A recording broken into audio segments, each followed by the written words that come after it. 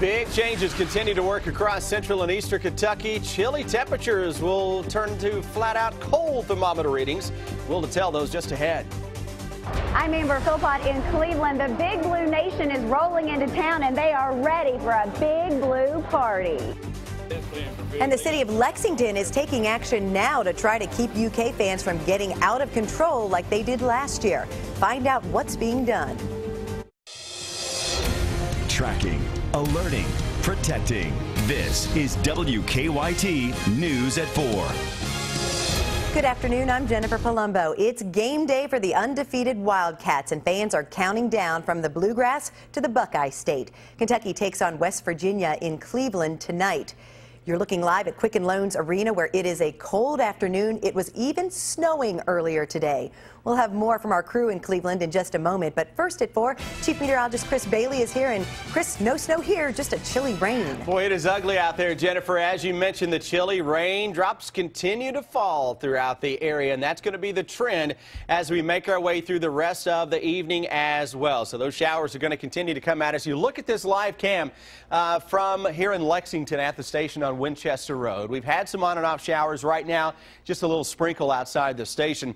But the low overcast conditions, Hamburg Pavilion in the distance, a much different view than what we were talking about at the same point yesterday. Right now it is 45 degrees in Lexington, but we have a wind chill that is creeping back into the picture. Feels like 39 degrees, still a couple of showers or two. Winds coming at us from the northwest at around 12 miles per hour. So that northwesterly wind blowing in much colder air. Hey, it is game day. Why not paint the map with a lot of blue? Yesterday we had the red. That was indicating temperatures that were above where we were the day before. Today, we're well below where we were at this same point yesterday. Promised you a big drop today. Here it is, 27 degrees colder in Lexington than at this same point yesterday. Same temperature gradient showing up into Richmond and Mount Sterling. Southeastern Kentucky, that cold air is just now getting into your neck of the woods. Down to 50 into Jackson, 56 Prestonsburg. We still have some 60s right along the Virginia border counties, but for the majority of the area now dropping it toward the low and the mid 40s. 45 Lexington, Mount Sterling into the Frankfort area, and that's the air that's going to continue to slowly drop into the upper 30s as we go into the latter part of the evening. The raindrops continue to fly as well, or fall. Live First Alert defender Jennifer tracking some gusty rains toward the area. That's going to be a sign of things to come as we go through the rest of your evening. Thanks, Chris. It's the game UK fans have waited for all week. In less than 6 hours, top-seeded Kentucky takes on 5th-seeded West Virginia for a trip to the Elite Eight. Our WKYT team, Amber Philpott and Rob Bromley, are with the Cats in Cleveland. They join us live with our top story at 4. Good afternoon to you from Cleveland. It certainly, Rob, has not been the best of days here in town. I think we've seen a little bit of everything, but that is not stopping all of these fans who have showed up here to watch their Cats tonight. Certainly the wait is on. Rob, all of them talking about how confident they are in this team, and this team is really confident, right? Well, I should be. You look at what they've done, and then they've cleared the first 2 hurdles in this NCAA, and now the next one comes up tonight as it's for the right to move on to the Elite Eight. Within 1 game of going to the Final Four, Cats will try to extend their record to 37 in a row as they take on West Virginia in this Midwest region semifinal. Now, the Cats did seem relaxed as they worked out yesterday at Quicken Loans Arena. They are coming off a physical game last weekend, beating Cincinnati, a game they had to fight for in the second half. It was a physical game. I think we could have played a lot better, but I think we adjusted to their physicality and we figured out a way to win. And I think that's what we've been doing all year. So, I mean, if we do what we know how to do, we play our game. We play Kentucky basketball, which is a defensive-minded team. We block shots. We make it very hard to even get a great shot up. It's going to be very hard to score against us, and that's any team. We will have it for you tonight right here on WKYT, tipping off at about 9:45, Kentucky, West Virginia, Midwest Sweet 16, and we will preview the game for you a little bit later on, coming up at 6:30 over on the CW Lexington. Amber, you will join me along with Lee K. Howard, and we'll look ahead of this matchup with the West Virginia Mountaineers. We are sitting here in front of the Q, as it is known, and all of the fans are hoping to turn this into Rupp Arena North. We've talked to a lot of them in town today, and they're hoping that it is all blue inside tonight. It may be a messy, snowy day, but we still found folks out taking in Cleveland. No bad weather will stand in the way of these fans and their cats. It's been an incredible ride for this fan base and more exciting with every game. The one thing UK fans consistently say about the Cats is not only do they love this team for their winning play, but their character off the court that makes it easy to want to see them win. Well, it's always the highlight of the year to go the Cats play, and this year particularly they've been playing so well that it's very enjoyable to be here. The joy that this team has brought to so many people, it's really exhilarating. With the season being so great and where they're at right now, it's going to be a lot of fun. We have been out today trudging around in the snow and the rain with all of these fans. We've seen folks from Lexington to Harlan, all of them a big smile on their face. I will tell you, there's a lot of West Virginia folks running around, and a lot of them doing some talking here today. Well, that's right. The players did the talking yesterday, and I'm not surprised that their fans are talking. We border right up against West Virginia here. It's not too far off. All right. Well, we have got a lot more to bring your way coming up through 6:30 and on to 7 tonight. So stick with us. But that is the story from here in Cleveland. Back to you. Amber and Rob live in Cleveland. We'll see you at 4:30. Thank you. And Lexington crews are putting their plan to keep people safe in the area around UK's off-campus housing. An emergency area declaration took effect at 9 this morning and goes until 6 tomorrow morning. The area includes State Street and University Avenue, which had problems during UK's NCAA run last year. Crews have been out all day looking for any code violations, and you see them there removing outdoor furniture such as couches that could be set on fire. Also, beginning at 6 tonight, no parking will be allowed in the emergency area. You're looking live at State Street from one of our sky cams. It is quiet right now.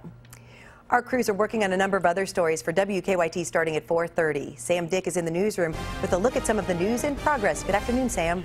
Good afternoon, Jennifer. A Lexington father is in jail accused of shaking his infant. Sean Wilson is charged with criminal abuse. According to an arrest citation, he shook his 8-month-old son because he was frustrated the child would not stop crying. The infant is in the ICU at Kentucky Children's Hospital. Wilson will appear in court this afternoon. We'll have details on that on WKYT News coming up at 5 o'clock. State police want to find a man involved in a shootout with an officer. It happened when the officer went to serve an arrest warrant on Matthew Grider on Sand Knob Road in Casey County. The state police tell us that Grider and the officer exchanged gunfire before Grider took off running into the woods. The officer was not hurt, and police are not sure if Grider was shot. State police are asking everyone in the area to be on the lookout for him. We'll have an update on that on WKYT News at 5. We first told you about the kits on Tuesday, but today UK Hospital officially announcing they will be giving heroin addicts overdose reversal kits to save their own lives. The kits will have a drug called Narcan. The idea is if an addict shows signs of an overdose, someone who is with them can administer Narcan, and it will almost immediately reverse the effect of the overdose. We'll have details on WKYT News at 5:30. That's a look at some of the news in progress. Jennifer, back to you. Thank you, Sam. Now to a story making headlines around the world at 4. It's a stunning development in the downed Germanwings Flight 9525 tragedy. A French prosecutor says the co-pilot apparently wanted to destroy the aircraft. Ryan Nobles has the latest on the new details and the investigation. Dramatic details are emerging about the 28-year-old German co-pilot who officials believe purposely crashed Germanwings Flight 9525. Officials say Andres Lutbitz was alone at the controls when it plunged into the French Alps Tuesday, killing all 150 people on board, including 3 Americans. The French prosecutor leading the investigation says information from the aircraft's mangled cockpit voice recorder revealed that the captain left the cockpit, probably to use the restroom. The most plausible, likely interpretation in our view is that the co-pilot, through deliberate abstention, refused to open the cabin door. The prosecutor says he does not know if Lutbitz planned this in advance, saying only that he, quote, took advantage of the pilot leaving the cockpit to start the descent. We can conclude that in all circumstances, it's deliberate. At this point, officials say there's no reason to believe his motives were terrorism-related, and his name was not on any terror list. World leaders have been quick to react. This is a tragedy. It is so difficult to understand. Back at the crash site, investigators are combing through the debris for clues. They also want to find the plane's second black box, the flight data recorder. In Washington, I'm Ryan Nobles reporting. For the fourth day in a row, stocks are down. The Dow fell 40 points to close at 17,678. The Nasdaq lost 13 and the S&P 5. Airlines have found plenty of creative ways to charge more fees in the past few years, and passengers have protested. But would you be willing to pay a little more to make the overall airport experience a little bit easier? Karen Kaifa takes a look. With an improving economy, U.S. airlines anticipate their busiest and best spring in 7 years. Almost 135 million passengers during March and April, according to Airlines for America, the industry group for U.S. carriers.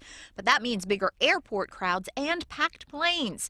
And a new survey from the U.S. Travel Association says passengers already are annoyed with what comes with flying. The majority, 62%, said air travel leaves them somewhat frustrated or very frustrated. Among the most frustrating aspects of travel mentioned, delays and cancellations, the security screening process, limited airlines to choose from, and hidden fees. Among the most frustrating of those fees, a $200 fee for changes to an itinerary, $50 extra for seat assignments, paying $25 to check a bag, and a $50 fee for priority boarding.